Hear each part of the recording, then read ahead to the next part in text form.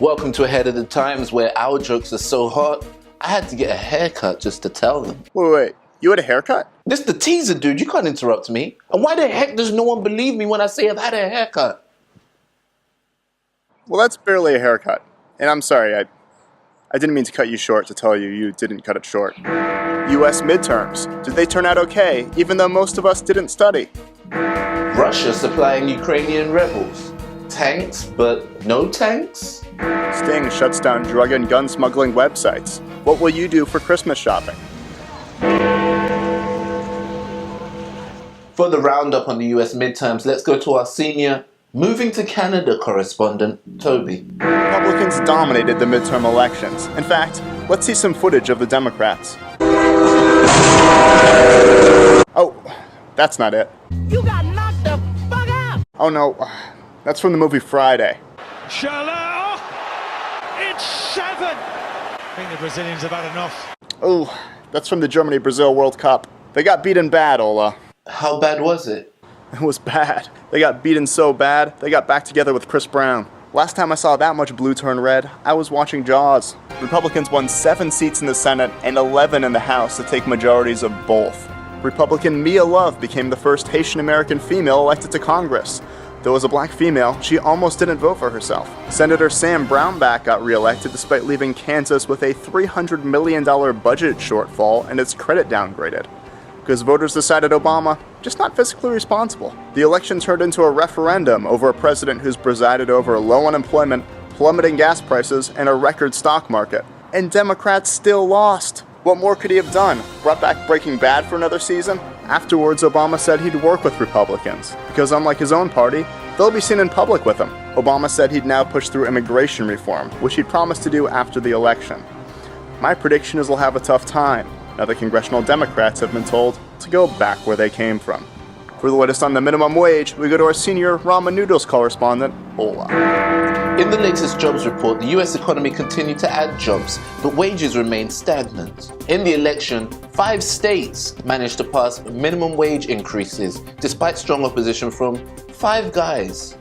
Most of the wage increases aren't linked to inflation, so whilst wage increases are welcome, it may not help in a few years when you're shopping at the 129-cent store. Growth also tends to be in low-wage industries, as can be seen by this harrowing graph of the number of new comedians and web series.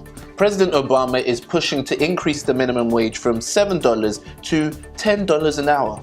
The right wing says most of the people earning minimum wage are just high schoolers, working summer jobs.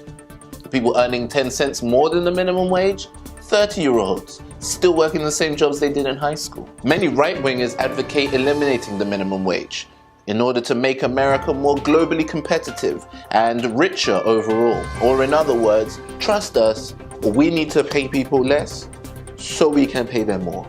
I predict more people will vote to increase the minimum wage because pretty soon, most of them will be making it. For the latest on Ukraine, let's go to our senior hot mess correspondent, Toby. The Ukrainian government accused Russia of moving tanks and trucks across the border, like Ukraine and the rebels are playing chess, and the Russians just keep sneaking them pieces under the table. Russia denied it and threatened to shoot down any passenger jet that checked. Many say Russia has ambitions of restoring the Soviet Union, and the US will do anything to stop it, even if it has to produce a second Rocky IV. Many observers are saying the US ignored realpolitik, a political philosophy based on reality rather than ideals, and also probably a German techno band underappreciated in the States. Russia wants to change the situation on the ground in Ukraine and Georgia by creating frozen conflicts, and all the US can say is, let it go. My prediction? Nothing will stop Russia from adding more and more war-torn territory nobody wants to live in anyway. For the latest on the dark net, let's go to our senior creepy internet person, Ola.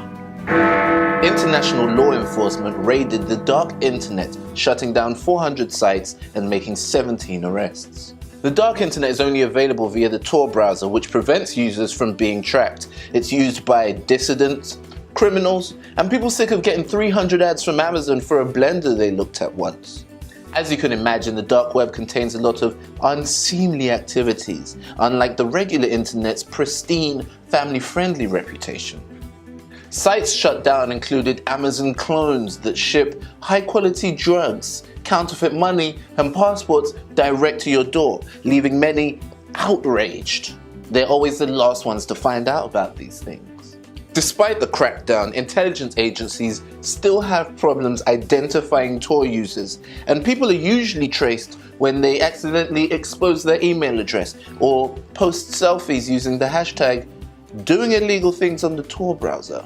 The software works by sending users traffic through dozens of servers and encrypting and decrypting it at every stage, giving it the name the Onion browser.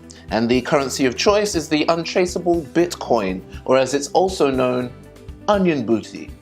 Ironically, the Tor browser was created by US intelligence agencies, though they did not add a means with which to monitor it. Since when do US intelligence agencies need to be reminded to spy on people? To find out what the dark internet was really like, we go to our resident gritty detective, Jack Stone.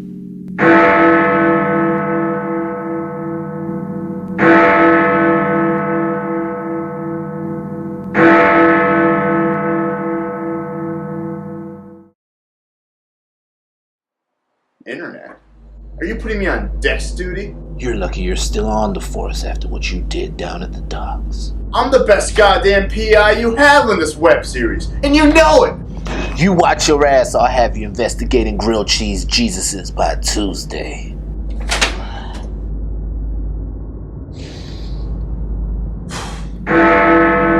Desk duty. Seemed easy enough. Go on a few websites, stay out of trouble. The way the chief liked it. So I played their little game, downloaded Tor. I was Googling for trouble.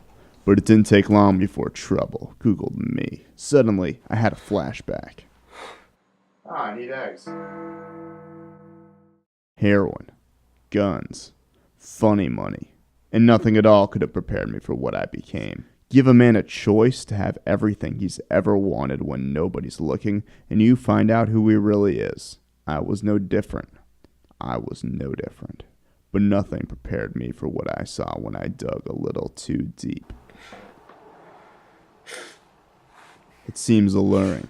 The promise of getting drugs, guns, hitmen, and all you had to do was send your hard-earned untraceable currency to a website designed in 8 seconds named astupjivtruit.onion and hope they sent you heroin. What could go wrong? But somehow I found lots of people disappointed that their well-deserved drugs hadn't come. I saw people selling bootleg logins for porn sites. And if there was one thing that still turned my stomach after 40 years in the force, it's artists not getting paid for internet videos. I had to take the law into my own hands by finding illegal goods, then leaving it negative reviews. I wouldn't have told you to do that, but god damn it if the streets ain't safer because of it.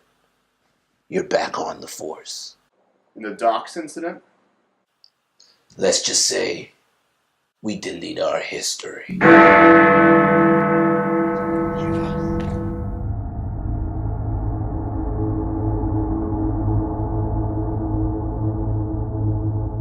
Thank you for watching Ahead of the Times, predicting the news since 2015. Please subscribe, share, and tune in next week to stay truly ahead of the times.